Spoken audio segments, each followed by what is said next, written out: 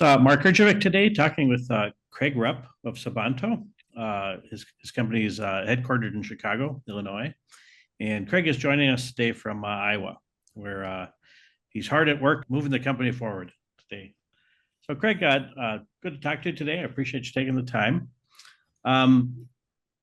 Autonomous tractors are interesting to me. There's a company based in Minnesota, or was based in Minnesota, called Autonomous Tractor that I ran into several years ago, and it kind of inspired me a bit to get into some of the drone activity I got into, and then ultimately that led to my business and aerial application. So, what got you interested in the autonomy of agricultural machines? Well, first of all, Mark, thank you for having me on your show. I started a company called 640 Labs, and I was working hand in hand with farmers. And every farmer I talked to, I would ask them, what keeps you up at night? And every last one of them said labor. And it wasn't the cost of labor, it was just a lack of labor. And when they're out there looking for someone to help them, it turns out it's exceedingly hard for them to find competent, reliable labor. And I spent a number of years in my career automating manufacturing lines for cellular phone manufacturing. And it seemed obvious to me that automating or autonomy would be the solution to this problem. So I decided to start a company, and I'm going to go out and start deploying autonomous machines into agriculture. To be clear on this you do not build the machines. You're essentially adapting existing machines, agriculture machines, to work autonomously and kind of down that field. Explain how that works. Yeah, so when I started the company, there was a couple of things. It's important to understand as to what your company does, and it's most important to know or understand what your company does not do. And there's a couple things that I did not want to do. Number one being I don't want to create, build, engineer, design, manufacture a tractor. Uh, There's a lot of guys that do that already. and they do a wonderful job, and they have this. They're supported, they're sold, they're manufactured, they're distributed, they have parts. I looked at it like I'm going to take something that's off the shelf and I'm going to add autonomy to it. I looked at a lot of the tractors that the farmers had, and they've got a lot of capital invested in those tractors. And what I looked at it like I'm going to create a retrofit kit, or the electronics, the hydraulics, and what I'm going to do is turn their manually operated tractor into an autonomous tractor. Sure. And do you deal exclusively with tractors, or are there other parts of the farm or ag machine spectrum that you work with right now? At this point in time, everything we do is with a tractor. The tractor is like the Swiss Army knife of agriculture. It's an amazing machine. It's got hydraulics, a three-point hitch, a PTO shaft, the drawbar, four-wheel drive, and it's very good at delivering consistent high horsepower. And right now we are a bunch of farm boys and farm girls, and we're 100% focused on agriculture. Well, in addition to my agriculture investments, I own a couple of farms myself and some farm equipment. So I agree. Us guys like our tractor toys that we have out there. Absolutely. And at the flip of a switch, most likely we could turn your tractor from a manually operated to an autonomous tractor. Do you have a lot of competitors in this space? Yeah, I mean, obviously the OEMs are looking at this very closely. Deere Case and the AGCO, or CNH and AGCO, they're looking at autonomy and how that's going to fit into their product portfolio. And then there's other startups. Most of the startups that we come across are on the West Coast, out of California in particular. And love the one you're with. They're 100% focused on orchards and vineyards and more more West Coast agriculture types of Which is crops. definitely smaller footprint farms too, from an acreage standpoint. Yeah, absolutely. And we're focused more here in the Midwest. We're doing a lot of, we're doing some row crop and more broad acre stuff. And that's one thing I think that I'm learning is it's more of a horizontal market than a vertical market, meaning that just because you create an autonomous tractor doesn't mean tomorrow it's going to go out and harvest your crops, do let's say grain cart or do tillage or do planting. It's really, you really have to focus on one field operation and doing that exceedingly well. And we've had an opportunity on our cast here to talk to a few different people with specialty robot, in field and stuff like that. And I've noticed that they're that similar to what you're saying. They are much more horizontal in their scope than they are in vertical in their scope, and just trying to do something really really well and trying to go from that. So I think that's a great business perspective to have. That's what it seems to me. So we're targeting certain industries or segments in the agriculture industry, and we're doing their field operations exceedingly well. And I'll give you an example. I once in a while I get people that reach out to me. I have a vineyard in the state of Washington. We're interested in buying an autonomous system from you, and it's not going to work well for you. So, I know what we're good at and what we're not good at, and you got to focus or flounder. That's a lesson well learned. So, as in so many new technologies, there's a certain amount of adoption that happens. As you said, people will call you up and say, "Look, we're interested in new technologies and trying to make our operations more efficient." Kind of walk us through what you envision as to the retention of some of these people. So, some people are going to try these technologies. Yeah. Is it going to work for every farmer? Is it going to work for every grower that you're really partnering with? I'll be honest with you. There's two types of farmers that come to me. I can usually put them in one of two buckets. The first ones that come to us, they do have a labor problem, but more so what they want to do is scale their operations. They want to do more with the labor they have. It's not like they want to get rid of labor. They want to, cover more acres. And so a lot of farming operations working with, that's their focus of using autonomy to scale their operations, get larger. The second group that comes to me is they want to reduce their capital expenses. And I'll give you an example. There was a farmer in Montana, Yearsa Farms, and he sent me an email and he was asking for pricing. What models do you guys support, tractor models and whatnot?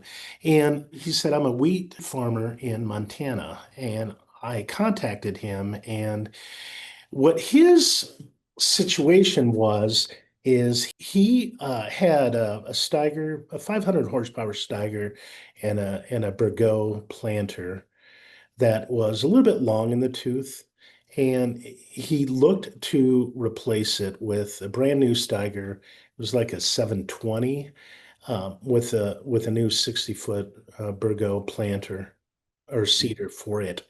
Some serious equipment. A serious equipment, and it came with a serious price tag north of $2 million.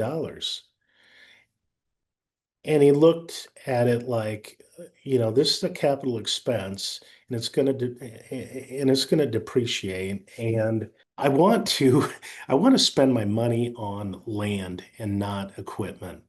Mm-hmm. And he himself, he's very disciplined. He sat down and he started looking at, if I went with smaller equipment running at longer hours, what could I get away with? He looked at tractors from 45 horsepower all the way up to about 250 horsepower. And what he came across was, there's a sweet spot, and it was, on the order of about 120 horsepower with a 20-foot seeder.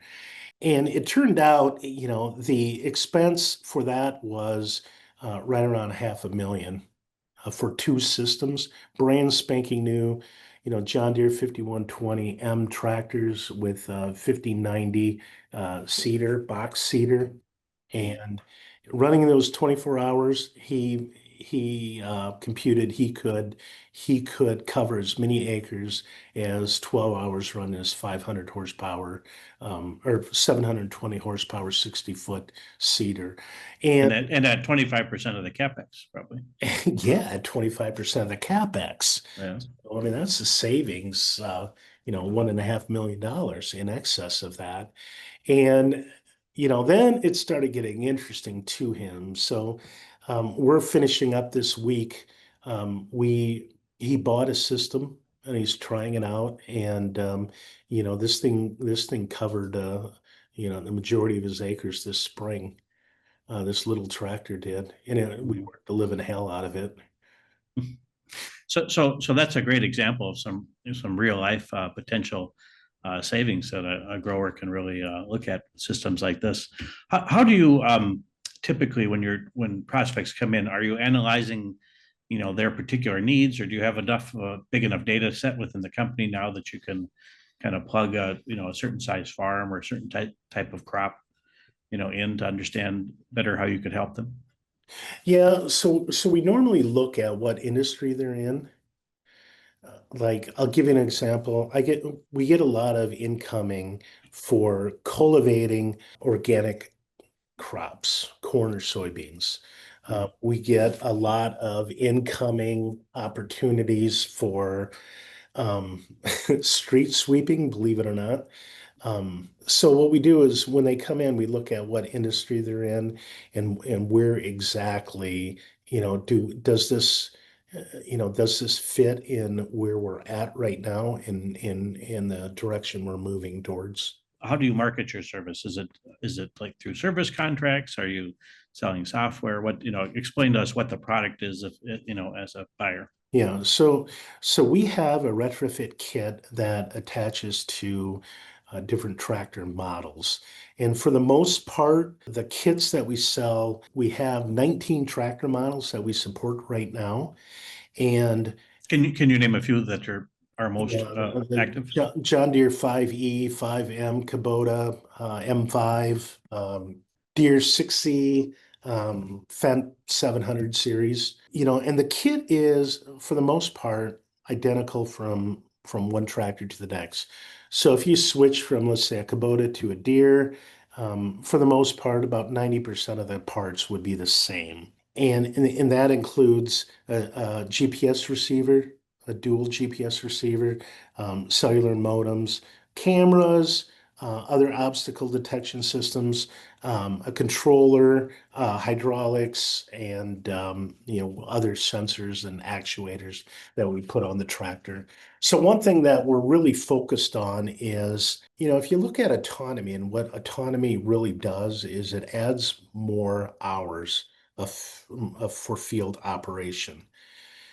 Forget eliminating labor, just look at the core, this thing increases time. And if you look at James Watt, horsepower equals work divided by time, for the same amount of work, horsepower and time are inversely proportional. So if you increase time, you decrease horsepower. So we're going at it as what we're trying to do is we're trying to run these systems longer hours all night long and substituting horsepower for time. And that translates to the bottom line as a grower or a planter that Absolutely. this amount of Absolutely. time takes out, or this amount of productivity takes out maybe some of the labor we have, or some of the time as an actual farmer ourselves that we have to put Absolutely. into operating I the equipment. mean, a lot of tractors that we use are compact tractors. Like one of the more popular ones, believe it or not, is a Deere 5100E. It's 100 horsepower E ROPS. It's a very capable, smaller tractor. Comes in four-wheel drive. Comes without a cab, so that'll save you, Sure. almost $20,000 right there, or right off the bat. Mhm. And so we're talking. This is 70 to $80,000 tractor. That is still very capable. Right. There's no driver. He doesn't need heat or air conditioning or a radio or anything like that. Right. Absolutely. Um, What is there any regulation that you guys run into? So, for instance, with the interaction I have in the drone industry, we have the FAA and in Brazil, ANAC. Yeah. Obviously, if you're in autonomous cars, there's a different type of regulatory things here. If you're out in the field, driving a tractor in the farm, is there anyone that's breathing down your neck about the regulation of that?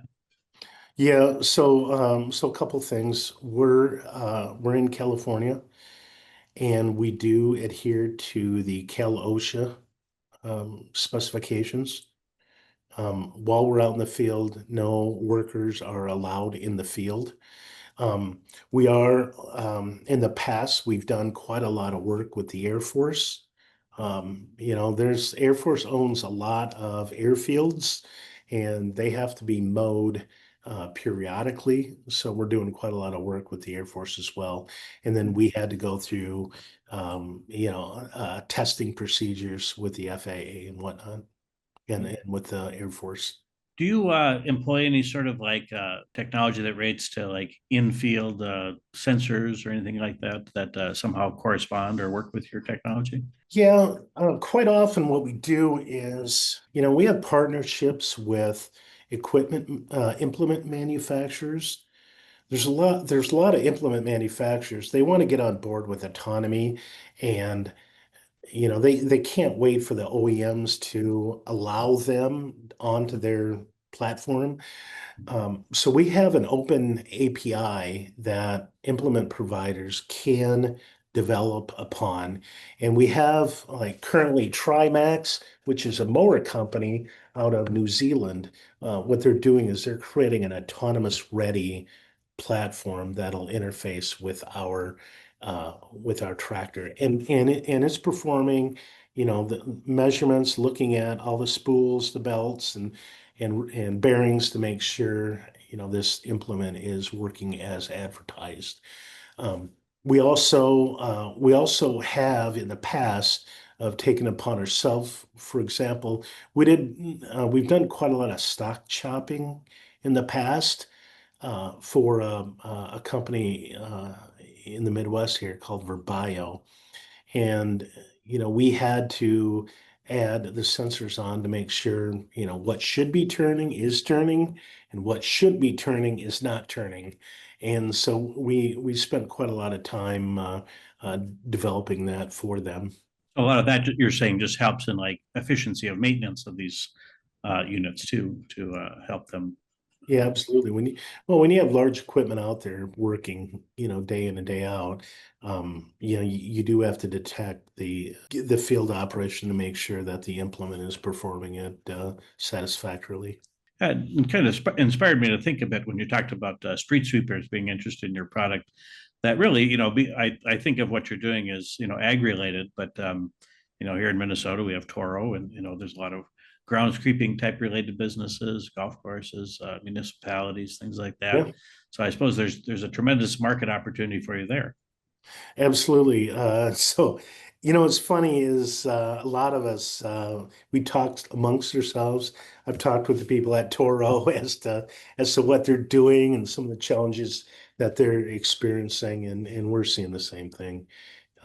We're taking everyone's trying to take the technology to the next level and implement it on broad scale. Sure. So tell us about the company and the structure in general. So this is a company that you started. I founded the company in 2018. 2018, I thought, someone's going to do this. Autonomy is going to be a thing in agriculture, and I'm going to put together a system and I'm going to autonomously plant soybeans in 2019.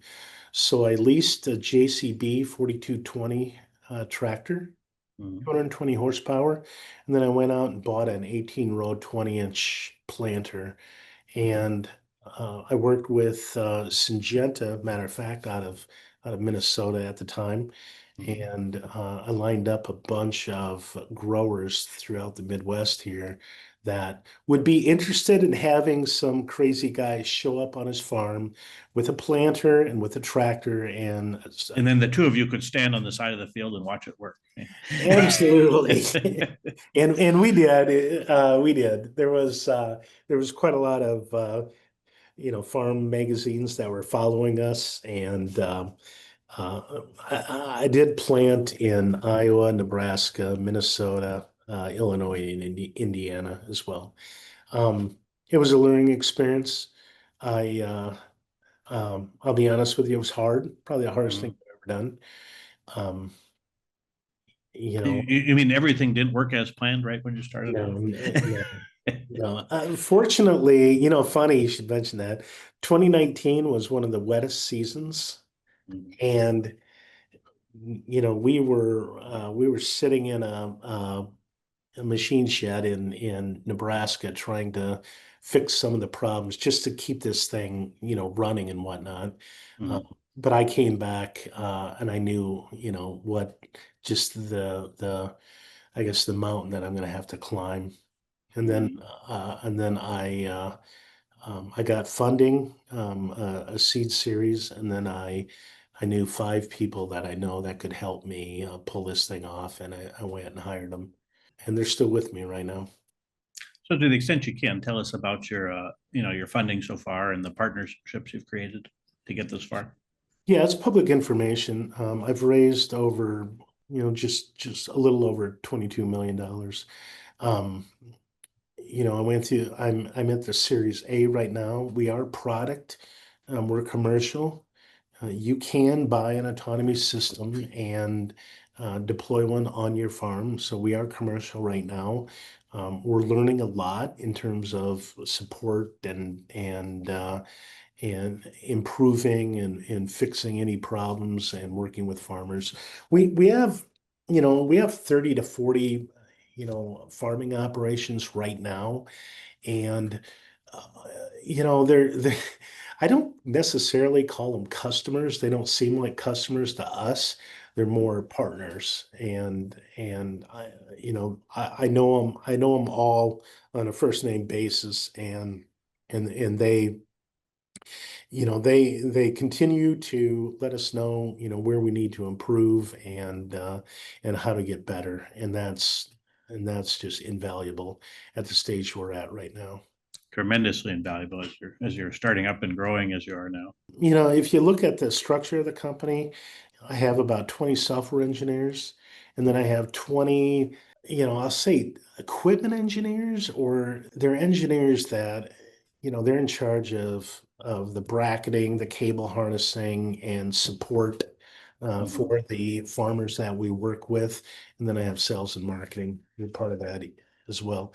And, given we're a startup, you wear different hats. I have people who one day they're doing product requirements documents, and the next day they're in a field in the middle of Montana, Getting uh, their hands dirty. getting their hands dirty and make sure that this goes off with install the system on this guy's tractor and make sure he's happy. Mhm. That's that's the life of a startup, and Mhm. it's fun in that aspect. As you move the company forward, can you envision some strategic partnerships that would be good for maybe make good investors into your company or good partners? Yeah, yeah. So, one of the investors that we do have is Trimble, who, I mean, they're involved in ag tech, but really what we're doing is, you know, one of the fundamental goal that I have is not only develop the autonomous technology, but to try to bring the capital expenses out of agriculture. And I've said this before, I think autonomy will bring um, horsepower to the point where it's commoditized. So I could see, the smaller tractor manufacturers, um, their systems becoming more mainstream. And it's like analogy is if you go back to I was thinking about this the other day. You go back to the 80s, you had this one company, IBM, who was making these large The big behemoth. mainframe computers, and you had this crazy guy, Bill Gates, you know, who was brave enough to say someday there's going to be a computer. Everyone's going to have one. Everyone's going to have one at home and at work. And I remember when he said that, I'm like, I don't know what I mean, I don't know what he was thinking, but he was 100% right. I've seen that. You've probably seen this too, but there's a kind of a short video or meme going around. It's on the Today Show, and they're interviewing some guy. I don't even know who he is, but from 1983, and he's talking about computers, and everyone's very skeptical. Yeah, very skeptical. About this. Why would you ever need one of those? Yeah. Yeah, yeah.